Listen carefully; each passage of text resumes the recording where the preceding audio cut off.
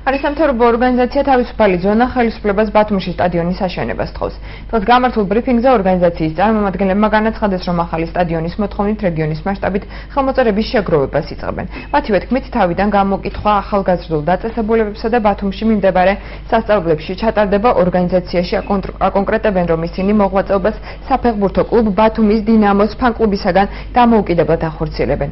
თავისუფალი ზონის წევრები გასულ წელს სტადიონის მშენებლობისთვის დახარჯულ 2 მილიონ ლარზე საუბრობენ და ადგილობრივ ხელისუფლებას აღნიშნული საკითხით დაინტერესებისაკენ მოუწოდებენ. ორგანიზაციის წევრების განცხადებით ისინი საქმიანობას შემოწირულობის გზით მიღებული თანხებით ახორციელებენ.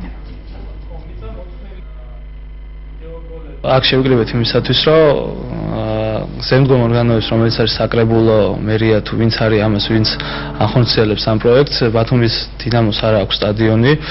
ჩვენ ვიწყებთ აქტიურად ხელმოწერების შეგროვებას საჭარის მასშტაბით, გავალთ ყველა რეგიონში, შევეცდებით მაქსიმალურად მეტი ხელმოწერა მოვაგროვოთ. ჩვენ საერთოდ დაფინანსება არ გაგვაჩნია, ჩვენი ხარჯებით, ჩვენი ფინანსებით მაქსიმალურად ვცდილობთ, რომ ეს პრობლემა რაც ბათუმს აქვს და ბათუმელ ხალხს, მივიტანოთ ხალხამდე.